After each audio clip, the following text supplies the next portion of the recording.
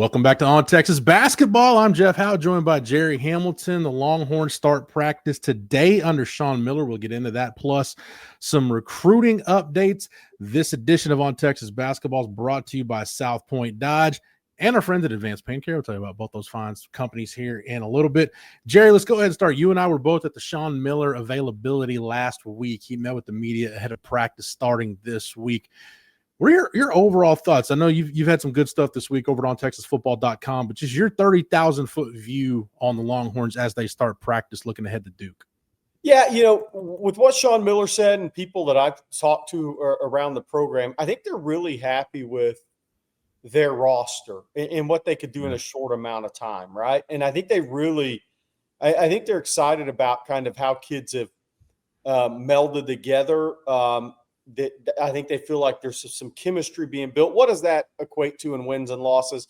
We're going to have to see on that, right? I mean, Texas is a team that some people have in the top 25, some people have in the top 35. They're in that fringe top 25 level team. And I do think Texas is going to get bumps because of Sean Miller being a really, really, really good basketball coach as well in some of those rankings. But, look, I think there's the interesting thing that Sean Miller kind of talked about for me was outside of the team is kind of what can they create at Moody, right? What are the fans getting behind this team? What are they going to be able to create at Moody in this season? Because I will say this, the one thing prediction I will make, it's going to be a more fun style of basketball, a more inviting style of basketball for a fan base with Sean Miller versus Rodney Terry. And so that now the home slate early on is not great, right? You got to get to that Virginia game and some of those games before the fans are really going to be excited. But I do think he's going to create a product that students and fans are going to enjoy. And I think there's multiple guys on this team that will play pro basketball on some level. And I'm not just saying the NBA. There's overseas, right? There's different levels of leagues overseas, and then there's G League, then there's NBA, and I think they got a couple of those guys on this team.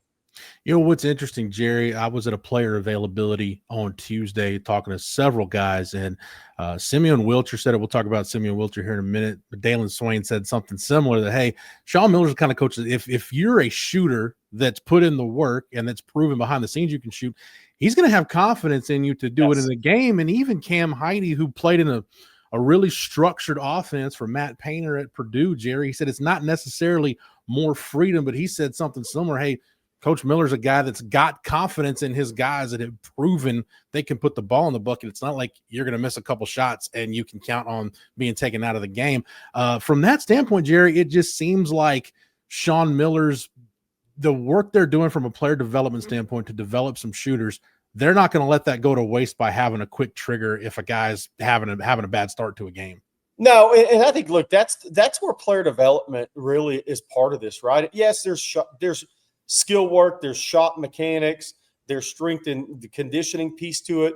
But another piece of player development is belief. I mean, is building belief in players, right? And I think this is going to be an offense that's going to rival what Sean Miller ideally wants to do.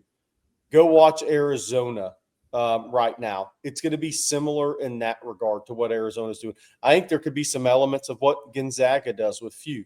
I think that's where Sean Miller's adapted, evolved, and changed as an offensive coach. So I think in order for you to have that flow style of system, guys have to be really confident in being able to shoot the ball. Yeah. Otherwise, if there's hesitation, you're not going to have the flow in your offensive system. So I do think that's one thing.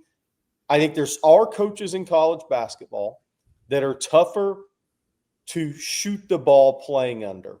I think Sean Miller is not one of those guys. I think he's one of the better guys as he's evolved and changed offensively and being a former point guard himself.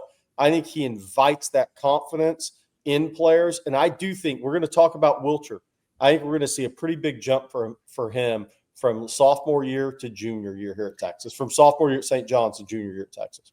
Yeah, Jerry, we'll talk about Simeon Wilcher here in a second, but to your point, an exciting style of offense. And look, they want to defend and be tough, and that's Sean Miller's Yes. background. He's a pit guy. He's been in the Big East at Xavier. And you watch Sean Miller's teams, and they do defend and defend well. The better teams he's had have defended well. But Jerry, you mentioned it from the time this hire was made. When you're in the SEC and you look at what Todd Golden's doing at Florida, we'll see what happens at Auburn, even now that Bruce Pearl's gone, even though his son taking over. Nate Oates, Mark Pope at Kentucky, obviously Cal at Arkansas.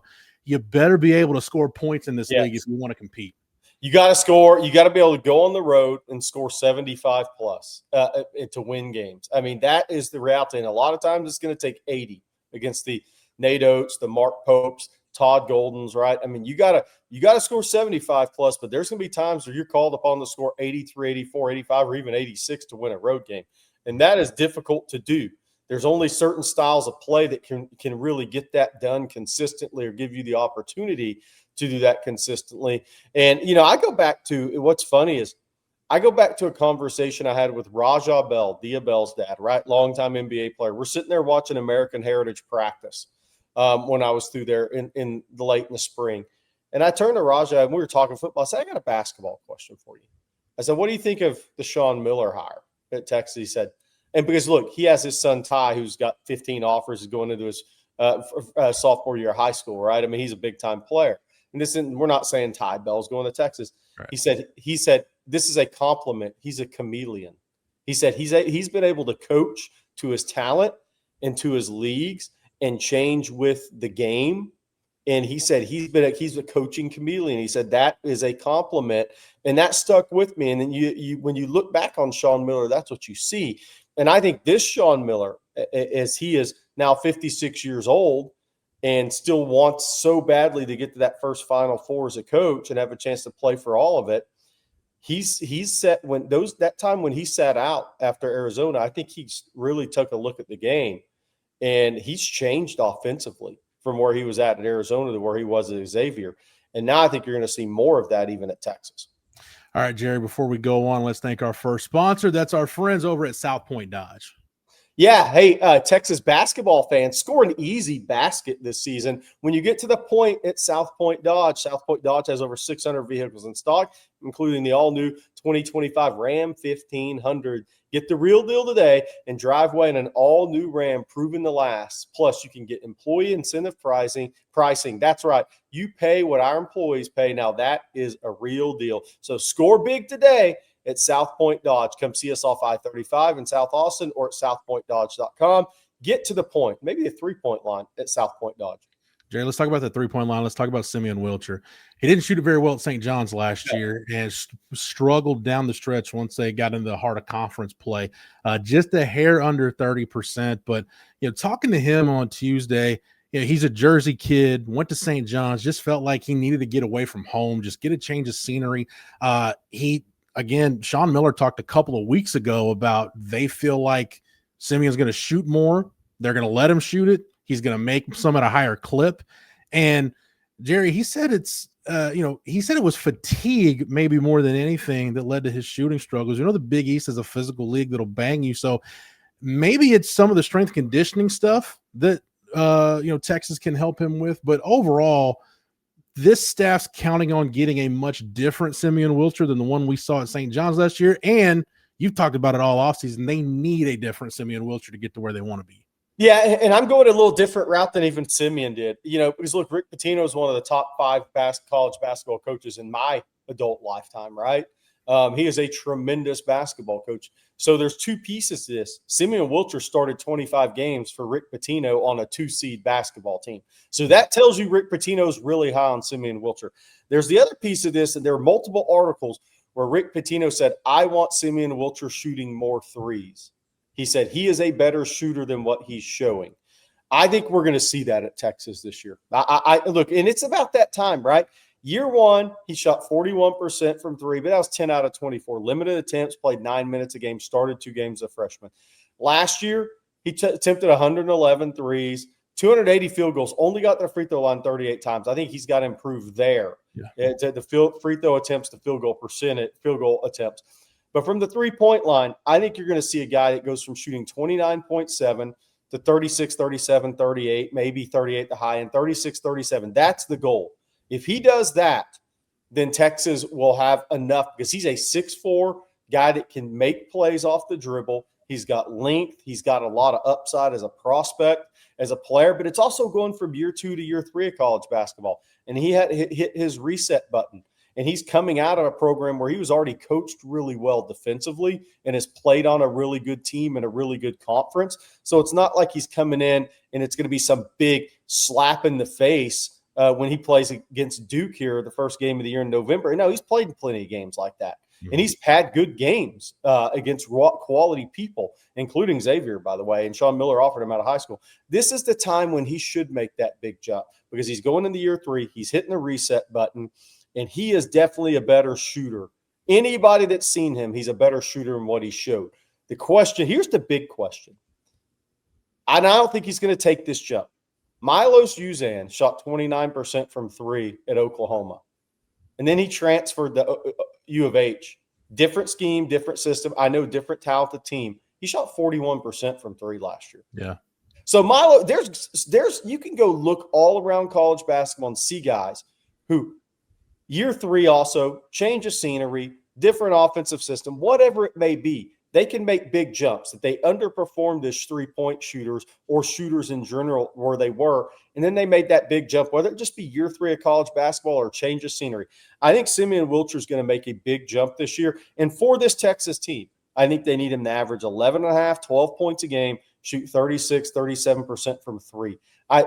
If he can do that with everything else he could do as a player, I think that can help Texas maximize this team. They got to find a way to shoot 35, 36% from 3 as a team, which we'll get into on all these future shows. Yeah, and Jerry, I think when you've got a guy like Cam Heide that you know can be a weapon like that and enough guards that can get downhill, we know that's part of Tremont Mark's game. Simeon Wilcher can do some of that. As versatile as they are in the backcourt, Jerry, they should be able to generate enough offense, whether you say it's catching and shooting, making plays off the bounce. I feel like, and we kind of saw this, it's a shame we didn't see it more, and maybe, you know, Rodney Terry might still be the head coach of Texas, but we never really saw the vision for what they had in the backcourt last year because either Tremont Mark was banged up, and then when he got healthy, Kendall Weaver was banged up. Both of those guys healthy. Simeon Wilcher coming in. You throw in Cam Heide in the mix. Jerry, this is going to be a pretty dynamic backcourt. It's a big team. It's a big team. I mean, Tremont Mark 6'5" and change, right? There's only one player under 6'3" on this roster, and that's Jordan Pope. And Jordan Pope has been a consistent scorer shooter in 3 years of major college basketball, right? He didn't score it at Texas the way he did at Oregon State, but he wasn't the focal point of the offense. But what Jordan Pope's been is 37% career 3-point shooter over 3 years, never lower than 36.4. So that's consistency, 60-plus makes a year. And he's the only guy under 6'3", but this is a big team. I mean, I know we're going to talk about Dillon Swain, but he's the most versatile player on this team. But Tremont Mark is a quality lead guard. And you saw that, and I'm not saying he's a true point guard. I said lead guard's different than point guard. Yep. And I'm not comparing him, but Walter Clayton's not a point guard. He had to develop from being a shooting guard to a combo guard to a lead guard in college basketball. And again, I'm not comparing him as players, but Tremont Mark is a lead guard. He excelled in that for Texas. And because of his length and height and that ability to shoot the ball well enough, you have to run doubles at him. You have to really run doubles at him in the ball screen game. But this versatility of this guard or of these guards is what's going to make it go for them. Kendall Weaver, look, he should be a little bit better offensive player in this free-flowing system where he can play more in transition and play more plays towards the basket. That last year did not fit him offensively at all and with Rodney Terry for what his skill set is. But again, I think Texas is going to have enough wing where Texas is going to be good is they're going to have wing versatility. I think with Dillon Swain, who can play forward, wing, or guard, Cam Heide has some wing versatility. He's a good catch and shoot guy, but he can also play well above the rim, going to the basket. And then you know we'll see what happens with a guy like Declan DeRue as a combo forward. Does he become a guy that can bring some wing versatility in that he's a kind of a college 4 body that shoots it like a college 3 at times. But it's that guard versatility that I think is going to make this team go. And the two guys that absolutely have to deliver is Dillon Swain, number 1, because he's the best player on the team, and then Simeon Wilcher's got to make the big jump. Let's talk about Dillon Swain real quick, Jerry, because I thought it was funny, you know, asking the newcomers, hey, what did you know about Texas before you got here? Sim and Dillon Swain both said, hey, my favorite player as a kid was Kevin Durant. So I actually knew a lot about Texas. So the KD move still paying dividends all these years later. But Jerry, Dillon Swain, I thought it was really interesting talking to him. He said, I want to be a better leader. I want to be a great leader. I want to be an elite defender. Obviously, he wants to work on his shot because that's some of the feedback that he's gotten through the staff from the pro scouts in terms of what he needs to work on to develop an NBA game. But Jerry, this is a guy that's pretty focused on where he's at in terms of his basketball trajectory. And it's almost like he can see that light at the end of the tunnel. It's very hungry, very focused, Dillon Swain. And if you've got that, you've got that special piece that can really tie everything together for you. Yeah, no, look, 11 points, 5.5 rebounds, and 2.6 assists, 1.6 steals is nothing to sneeze at in the Big East, right? I mean, that was 34 games, 28 minutes a game, 53.2 from the field, which means he's a really good finisher. And yes, he's grown from 6'6" and a quarter to 6'8" in college. And yes, he can play well above the rim, but he's still a good finisher in traffic if you're scoring it at 53.2 from the field. Free throw line, really good free throw shooter. 120 attempts last year, a lot of attempts to shoot 81.7%. And he shot 81.3 his freshman year in limited attempts. So he's an 81.6 free throw shooter. And the reason that's important, if that means you can be a better three-point shooter than what you've shown. 82% from the line and 22, 23, 25% from three doesn't really equate, right? Now, he's got a little bit of a hitch he has to work through in his three-point shot in his perimeter game. But if he can get to 32, 33% this year, and he doesn't need to take a lot of threes, but he at least has to be – you at least can't sag in the lane when he catches the ball in the wing, right? And the reason I think it's tough to do that is he's really a good playmaker with the ball in his hands, right? I mean, if you can get him into some ball screen action, whether he's the screener or whether he has ball in hand, that guy makes some plays, and he sees the court really well. Again, 2.6 assists last year. He's a 6'8" combo wing guard. And when Texas plays big this year, he's going to be a big guard on this team. But the key for him is, look, I think he knows Miller's system. I think he's a really good fit. I think he's a good rebounder for his position. He's a good playmaker from his position. He's going to make free throws. He's going to finish. If he adds just 32, 33% from three, not only does it really help this Texas team take a big step, but it also makes him an NBA draft pick. No doubt. And we talk about shooting percentages, looking what Wilcher could shoot. Tremont Marks proven he could shoot the ball. You mentioned Jordan Pope. Cam Heidi's a career 40% three-point shooter. It's that fun style we're talking about, Jerry. It's got a chance to, I think, put butts in the seats at Moody Center, which is it's always makes Texas basketball more enjoyable. We got some recruiting stuff to talk about, Jerry, but before we do that, let's hear from a couple of lifetime Longhorns who are going to tell us about our friends over at Advanced Pain Care. Pros know the pain stops here. Physical therapy helps me as an athlete then and now. And do I still need therapy? Yes. Advanced Pain Care helps with that. Injuries will stack up. They'll add up. You can't let those injuries get you down, and Advanced Pain Care has been very helpful for me. We can help with whatever's got you down, from nerve damage to our spinal cord stimulator. Pain is inevitable. Suffering is optional. Same-day appointments available. Advanced Pain Care. The pain stops here. All right, Jerry, 2 official visitors this weekend. One has a pretty good haul to get to Austin. One, I don't know, maybe you can Uber over for his official visit. But Maximo Adams, Bo Ogden, Jerry, what's on tap for both those guys this weekend? Yeah, we'll start with Bo Ogden, obviously son of Texas GM and former Final Four player Chris Ogden. Rick Barnes' first commitment at the University of Texas, by the way. Look, Chris Ogden's he's down to Texas, Tennessee, and Purdue. He was at Tennessee last weekend. He canceled the Virginia visit, which we kind of said he's expected to OV this weekend coming up. And look, I mean, I think it's an upset if he doesn't go to Texas. But look, NIL's always a player in all these recruitments. But I think, look, Sean Miller's put in the work there. I think he's a really good fit offensively with Sean Miller. And so it would surprise me if Texas isn't the pick at the end of the day. But we do have to see what happens. I mean, we've seen legacies go other places. This would be a unique legacy to go another place, I'll say that, with your father being the GM of Texas basketball. But there also is that possibility element of, I don't want to be on a team where my teammates might think I get preferential treatment because my dad's the GM of Texas basketball. So that's something Bo has to work through mentally throughout this process. But I'll be a little surprised if Texas isn't the pick there. And I think Bo Ogden's one of the best top 2 or 3 shooters in the country in the 26 class. He is a 40 30+% 3-point shooter at the college level. He's a 3 or 4 year guy. He's 6'5.5". He's improved off the bounce. He has got real toughness, got a little in his neck. I think he'd be a heck of a pickup for Texas. And I don't think that recruitment will play out even in the mid-October. I think we'll see something sooner rather than that with Bo Ogden. Maximo Adams, interesting. Sierra Canyon, same high school as Richard Wesley was. That worth for Texas? Absolutely nothing. I'm just throwing it out there. But one of the top 25 players in the class, by a lot of people or by some people. He's 6'7", small forward. Talk about a battle royale recruitment. Look, Sean Miller. The one thing about Sean Miller is they may only sign 2 high school kids early in this class. They may only sign 3, period. But every kid that's visited is a battle royale recruitment. I mean, Maximo Adams, just think about this official visit list, Jeff. Michigan State, Kansas, Texas, North Carolina, and Duke. So this Texas staff is doing something right. They got Darren Rippey to campus, Anthony Thompson, Cameron Williams. They're in the battle for Austin Gooseby with Duke. It's Texas or Duke for him. And there's other guys. I mean, we'll see if they bring in Theo Ratliff's kids. His kids are really good, and Texas was up to see them last week. But Texas is in the right battles in recruiting. The difference between football and basketball is you're really only looking to win 2, maybe 3. You're just not going to sign big high school classes. Sean Miller's not going to do that.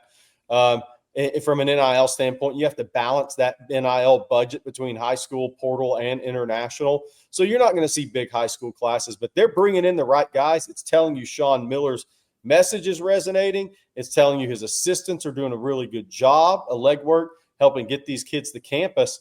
And Texas is getting a lot of the top prospects in the country on campus. I think it'll be interesting to see who they sign. I think your most likely candidates right now are Bo Ogden and Austin Gooseby, and we'll see if they unexpectedly maybe went out for a third come November. Yeah, Jerry, Sean Miller actually said that at the availability we were at. He said the days of taking, 4 or 5 in a high school class are probably over. You might take 2 or 3. But as we close out, Jerry, that's kind of my last thought. I thought this when Chris Beard took the job, and now that Sean Miller's in that seat, to win in college basketball, we talk about stylistically what you need to do, but you got to have a coach that really understands how to build a roster in college basketball today, where to allocate your resources. That's maybe the biggest part of the battle, Jerry, is just a guy who gets it. And I think Sean Miller gets it. I think Sean Miller gets it. He had a lot of success recruiting international players 10+ years ago, right? It was kind of like him and Gonzaga were way ahead of the curve for a while on that. Well, now, due to NIL, you have more international players than ever wanting to come over to the States because they can make real money playing college basketball. Mm-hmm. And so what makes this so interesting for college basketball coaches now is if you oversign at the high school level in November before your season starts, you don't really know what international prospects are going to want to come over. And that's something that everybody has to consider right now because there's some really good international. Now, there'll be some that were highly thought of that'll struggle in college basketball. That's going to happen. But there are some guys that have been playing against pros for 2 and 3 years that want to now come over to play college basketball. So balancing all this, it's not just high school and portal in basketball like it is in football. It's international recruiting now too. And you look at what Sean Miller's done already. There's 4 international players on this roster. A third of your roster is international basketball players. So, and a couple of those guys, obviously Traore and Matas were already came over to the States for college. Miller didn't recruit him over, but his connections helped get him to Texas or Xavier in the class of Traore. So it's a balance. It's a delicate balance, but that's if I'm a Texas fan, there's 2 things I feel confident in with Sean Miller right now before you ever see a game. And I think there'll be more things you feel confident about. One, he knows how to build a roster. He's done it successfully at multiple places. And 2, he's going to bring a good style of play along with player development. And so start from there. That's my advice. Start from there as a Texas fan and see where it goes. I think people should have – I have expectations of making the NCAA tournament this year if they stay healthy. I think that's a heck of a year one. There's been a lot of really good coaches. The guy that won the national title last year didn't make the NCAA tournament his first year at Florida. Dan Hurley missed the NCAA tournament his first 2 years at UConn. Rick Barnes didn't make it at Tennessee. Bruce Pearl didn't make it at Auburn. Nate Oates didn't make it at Alabama. The list goes on and on and on. So expectations from the fan base are key. My goal for this team is to get in the NCAA tournament and kind of see if you're – and stay healthy, obviously. Get in the NCAA tournament and see where you're at, see how all this stuff comes together. But I think the things you can feel confident as a Texas fan is this guy's going to build rosters. He's going to coach above his ranking, I think, every year. I think he's seen that way in the coaching community. And he is going to develop players. And if he does those three things, you're going to have a really good program. Yep. Nobody knows better than Dillon Swain what Sean Miller is all about. And Dillon said, hey, internally, we're not thinking about a year or two down the road. Coach Miller's not making any excuses. He believes Texas can win now, wants to win now. So we'll see how it all plays out here in about a month when Texas gets on the floor with Duke to start the Sean Miller era. Jerry, thanks for the knowledge and expertise as always. Thank you to Matthew behind the scenes for producing it. Thank you to South Point Dodge and Advanced Pain Care for sponsoring it. If you're not a member over at ontexasfootball.com, get over to the site right now.